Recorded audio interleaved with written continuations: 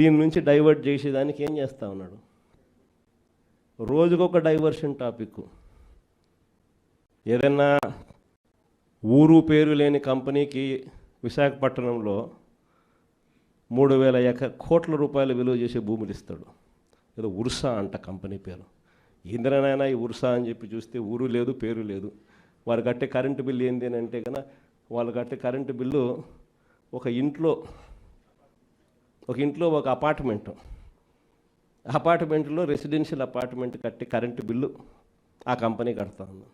పోనీ అమెరికాలో వాళ్ళ ఆఫీస్ ఏందని చెప్పి అక్కడికి పోయినారు మనోళ్ళు ఎంక్వైరీ చేయడానికి. ఆడ చూస్తే ఆడ ఒక చిన్న ఇండ్లు. ఊరు పేరు లేని ఈ కంపెనీకి 3,000 కోట్లు విలువ చేసే భూమి 99 పైసలకంట. రూపాయికి ఇడ్లీ వస్తుందో రాదో నాకు తెలియదు, కానీ చంద్రబాబు నాయుడు హయాంలో మాత్రం ఉర్సా లాంటి ఊరు పేరు లేని కంపెనీలకు 3,000 కోట్ల రూపాయలు మాత్రం డబ్బులు దోచిపెట్టి నాకింత నీకింత అని పంచుకునే కార్యక్రమం జరుగుతూ ఉంది.